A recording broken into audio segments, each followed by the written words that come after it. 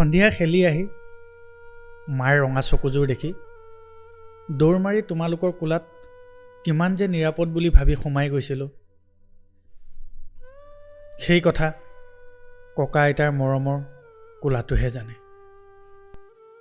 নমস্কাৰ বন্ধুসকল, পুনৰ এটা নতুন কাহিনী লৈ আপোনালোকৰ মাজলৈ আহিলোঁ। তেনেহ'লে ব'লক পলম নকৰি আজিৰ কাহিনীটো আৰম্ভ কৰোঁ।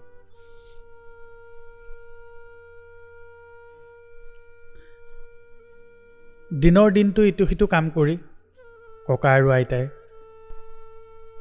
ৰাতিৰ ভাত সাজ খাই বিচনাত বাগৰ দিলে। এটা সময় আছিল, ককা আৰু আইতাই ৰাতিৰ ভাত সাজ খাই নাতি ল'ৰাটোৰ সৈতে শোৱাৰ পাতিত ধেমালি কৰি কৰি দিনটোৰ ভাগৰ পাহৰি তাক বুকুৰ মাজতে লৈ টোপনি মাৰিছিল।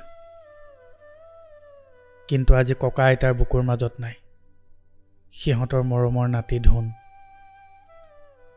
এবাৰ ককা আইতাক ক'লে, ঐ বুঢ়ী, শুনিছনে? আমাৰ নাতিটো ক'ত আছে বাৰু এতিয়া? ভালে আছেনে বাৰু সি?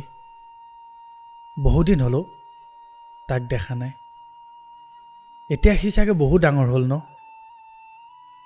কথাষাৰ শুনি আইতাই বিষাদ মনেৰে উত্তৰ দিলে, আপুনিনো সদায় সদায় একেটা কথাকে কিয় কৈ থাকে? আজি কিমান দিন হ'ল সিহঁতে জানো আমি বুঢ়া বুঢ়ী দুটা কেনেকৈ আছোঁ এবাৰমান খবৰ লৈছে? এতিয়া চাগে নাতি ল'ৰাটোৱে আমাক পাহৰিছে। কথাষাৰ শুনি ককাই উত্তৰ দিলে, হয় দে, সি চাগে আমাক পাহৰিয়ে পেলালেও। তোৰ মনত আছেনে সৰু থাকোঁতে আমি বুঢ়া বুঢ়ী দুটা তাক বুকুৰ মাজত লৈ যদি টোপনি নামাৰোঁ সি কিমান যে কান্দিছিল? কথাষাৰ শুনি আইতাৰ চকুলো ওলাই গ'ল। ককাই পুনৰ আইতাক ক'লে, কাম এটা কৰোঁ নহ'লে, পাৰিলে এদিন গৈ নাতি ল'ৰাটোক চাই আহোঁগৈ ব'ল, তালৈ বহুত মনত পৰি থাকেও। আমিনো আৰু কিমান দিন জীয়াই থাকিম? এই জীয়াই থকা দিনকেইটাতে এদিন গৈ তাক চাই আহোঁগৈ ব'ল। কথাষাৰ শুনি আইতাই অলপ খঙেৰেই ক'লে, নালাগে যাব। আপোনাৰ মনত নাই নেকি যোৱাৰ সময়ত ল'ৰা বোৱাৰীয়ে আমাক কি কৈ গৈছিল? ককাই ক'লে, আছেও।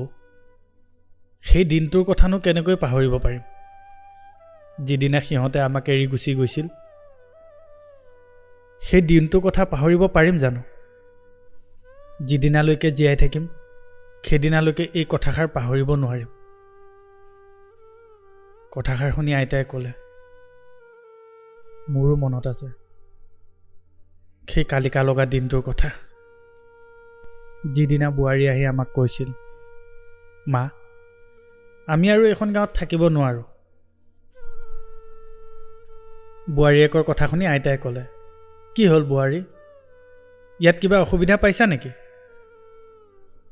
আইতাৰ কথাত বোৱাৰীয়েকে লগে লগে উত্তৰ দিলে, বহু অসুবিধা পাইছোঁ।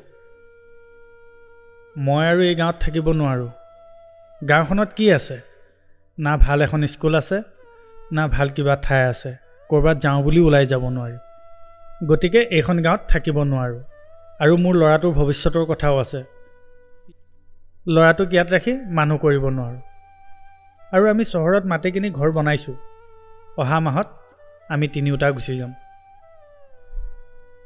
বোৱাৰীয়েকৰ কথা শুনি ককাই মাত দিলে, বোৱাৰী, তোমালোকে চহৰত মাটি কিনি ঘৰ বনালা, অথচ আমাক এবাৰো নকলা। আৰু তুমি যে ক'লা ধুনৰ পঢ়া শুনাৰ কথা, ইয়াত পঢ়ি কি ডাঙৰ মানুহ হোৱা নাই নেকি? আৰু আমাৰ গাঁৱৰ কিমান ল'ৰা ছোৱালী ইয়াতে পঢ়ি ডাঙৰ মানুহ হৈছে, তোমাক বেলেগকৈ বুজাব লাগিব নেকি? তুমিতো সকলো দেখি আছা। ককাৰ কথা শুনি বোৱাৰীয়েকে ক'লে, আপোনালোকে যিমান ক'লেও আমি ইয়াত থাকিব নোৱাৰোঁ। আমি গুচি যাম ইয়াৰ পৰা। এইবাৰ আইতাই ল'ৰাটোক ক'লে, বোপাই, বোৱাৰীয়ে ইমান কথা কৈ আছে, তই কিয় একো কোৱা নাই? এইবাৰ ল'ৰাটোৱে উত্তৰ দিলে, মই আৰু কি ক'ম, যিখিনি ক'ব আছে তাই ক'লেই দেখোন, আৰু মোৰ ক'বলগীয়া একো নাই। ল'ৰাটোৰ কথা শুনি ককাই ক'লে, ঠিকে আছে দে বোপাই, তহঁতে যেতিয়া এইবোৰ থিৰাং কৰিলি আমিনো আৰু কি ক'ম।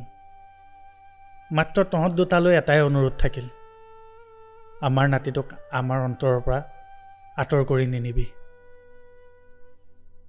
এই বুঢ়া বয়সত নাতিটোক সাহস কৰিয়ে আমি জীয়াই থাকিব বিচাৰোঁ।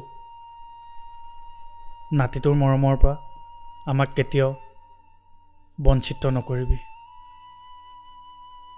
কথাষাৰ কৈ ককাই হুক হুকাই কান্দিব ধৰিলে। কেইদিনমান পাছত সিহঁতে ককা আইতাক অকলশৰীয়া কৰি থৈ চহৰলৈ গুচি গ'ল। যোৱাৰ সময়ত নাতি ল'ৰাটোক চাই ককা আইতাই বহুত কান্দিলে। ককা আইতাৰ কান্দোন দেখি নাতি ল'ৰাটোৱেও কান্দিব ধৰিলে, কিন্তু তাৰ মাক দেউতাকে তাক আঁতৰাই লৈ গ'ল ককা আইতাৰ মৰমৰ পৰা। আজি বহু দিনৰ পাছত ককা আৰু আইতাই বিচনাত বাগৰি নাতি ল'ৰাটোলৈ মনত পেলাই আছে, চকুলো টুকি আছে। তেনেকৈ ককা আইতাৰ কেতিয়ানো টোপনি আহিলে গমকে নাপালে। পিছদিনা পুৱা ককাই শুই উঠি চোতাল আহি পাই আইতাক চিঞৰি চিঞৰি মাতিব ধৰিলে। ককাৰ চিঞৰ শুনি আইতাও উধাটো খাই আহি চোতাল পালেহি। ককা আইতাই দেখিলে চোতালত হাঁহি মুখে ৰৈ আছে ককা আইতাৰ নয়নৰ মণি নাতি ধুন। ককা আইতাই সকলো কথা পাহৰি ধুনক সাৱটি ধৰি কান্দিব ধৰিলে। বন্ধুসকল, কাহিনীটো শুনি যদি ভাল পালে তেনেহ'লে লাইক, শ্বেয়াৰ আৰু কমেণ্ট কৰিব। যিসকলে মোৰ চেনেলটোলৈ নতুনকৈ আহিছে সেইসকলে মোৰ চেনেলটো ছাবস্ক্ৰাইব কৰি দিব আৰু বেল আইকনটো দবাই দিব, যাতে মোৰ সকলো কাহিনী আগতীয়াকৈ পাই থাকে। বন্ধুসকল, আপোনালোকৰ হাততো যদি এনে কিছু কাহিনী আছে তেনেহ'লে মোলৈ পঠাব পাৰে। মোৰ ইমেইল ID আৰু হোৱাটছআপ নাম্বাৰ দিয়া আছে, তাতেই পঠাব পাৰে। মই চেষ্টা কৰিম আপোনালোকৰ কাহিনীসমূহ পাঠ কৰিবলৈ। প্ৰত্যেক সোমবাৰ আৰু শুক্ৰবাৰে এটা নতুন কাহিনী লৈ আপোনালোকৰ মাজত অহাৰ প্ৰতিশ্ৰুতিৰে আজিলৈ আহিছোঁ।